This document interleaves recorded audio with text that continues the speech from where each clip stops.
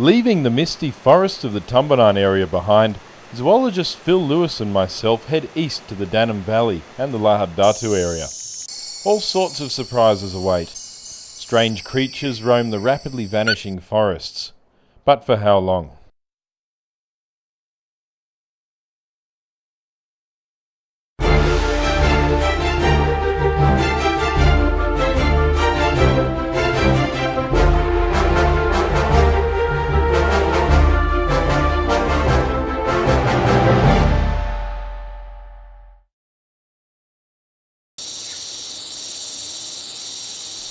The Danum Valley itself is one of the last refuges for many of the endemic plants and animals of North Borneo. So Phil and I headed out to see what we could find with very limited time.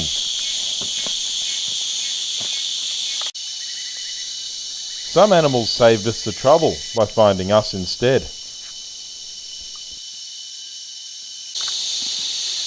One of the least endearing features of the Bornean rainforest, and certainly one of the most unavoidable, are these little horrors here. Leeches. They are absolutely everywhere. You can't stop, you can't walk, you can't do anything without literally getting covered in them. One's gone. His friends will be along shortly. Almost every tree and branch along the track had them. They even followed us on the ground whenever we stopped. But leeches or not, the valley is full of beautiful rainforest giants.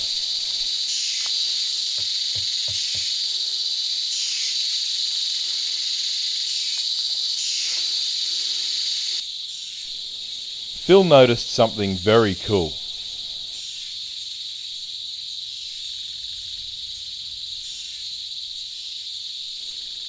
It is a giant pillbug. Not a bug, but a cousin of the millipedes. This species is enormous, about the size of a matchbox. Most species of pillbug are very small, about the size of a pea. They trundle along the forest floor looking for vegetable matter to browse on, largely protected by their heavy armour.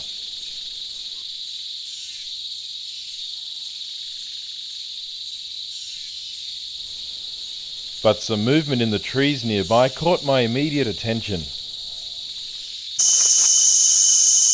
One of the most iconic animals of the Bornean rainforest is the orangutan. It's a beautiful, large, red-haired primate, and it's not that common anymore, but luckily enough, in this forest here in the Danum Valley, they still exist. And right above me here, there's a mother and a baby feeding.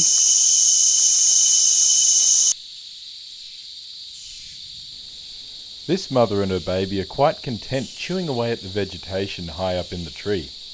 The baby is more curious about us than the mother is. If you look carefully, you'll see the baby peering down.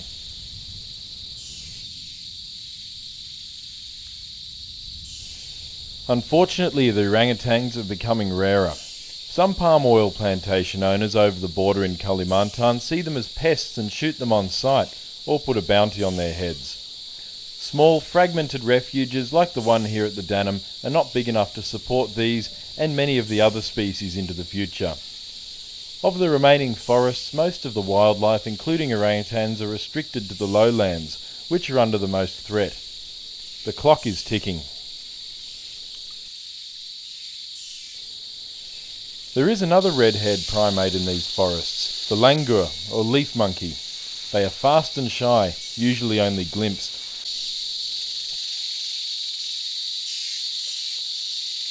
As fascinating as the Bornean rainforest is by day, at night some of the animals that are hidden come out to play. So I'll have to wait till nightfall to see some of those.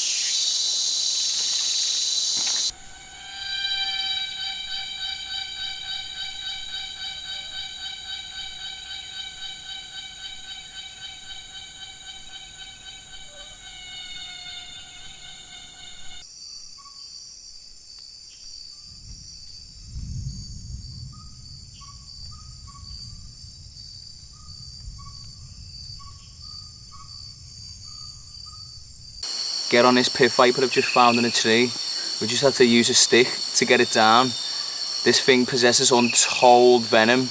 taking a bite off this, it's surely game over. It rots your, destroys your tissue and muscle. So the last thing you want to do is get bitten by that in the middle of Borneo. But what a snake.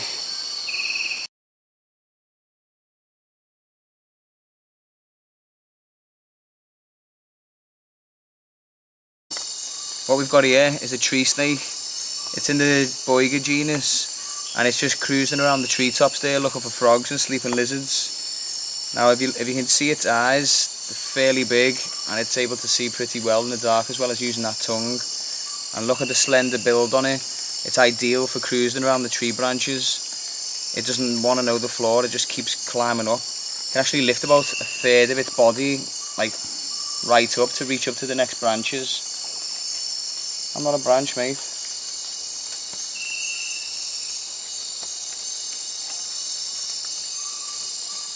He's a little suspect.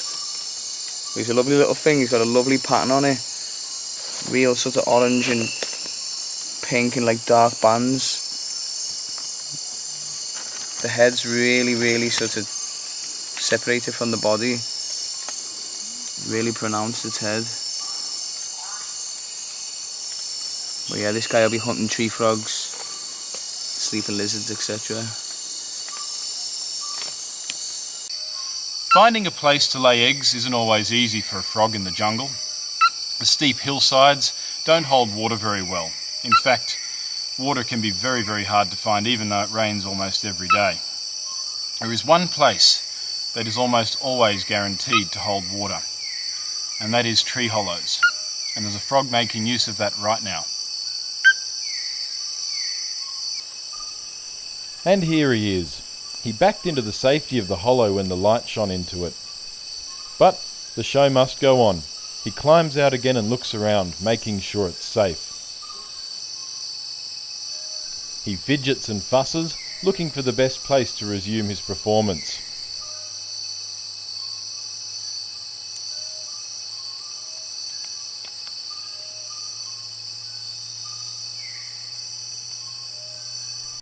And then tests the acoustics. Not so good. Let's try another spot. No.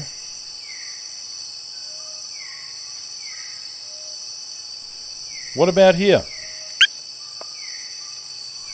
No.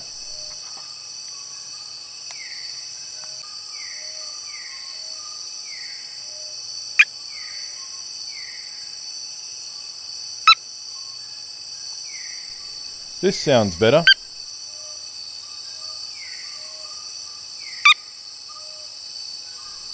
Ah, here.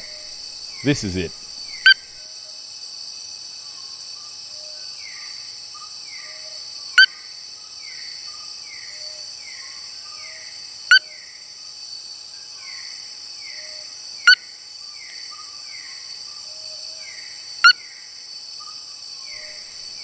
Other frogs use hollows too, such as a cinnamon tree frog.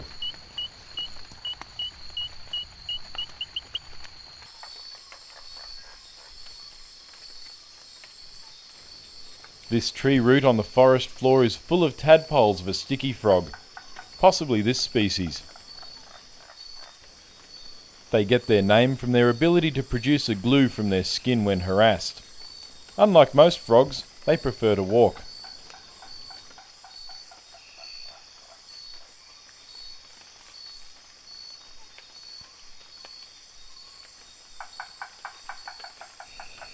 Following a strange frog call led us to a pond in the hollow of an uprooted tree. Around it were several large green frogs. Not just any green frog, these are the famous Wallace's flying frogs. When they jump, they spread the webbing on their fingers and toes, which allows them to make a controlled glide to escape predators or travel from tree to tree.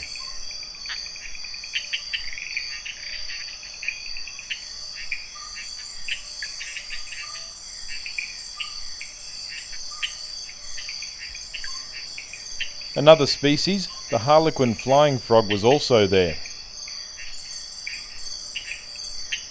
And the related file-eared tree frog. Then there are the invertebrates. You'll often see them sitting on leaves in the jungle at night. Although they look dangerous, they bring whole new meaning to the word harmless. It's these, stick insects or phasmids. And this is a spiny one, and it's doing its best right now to imitate, well, a stick.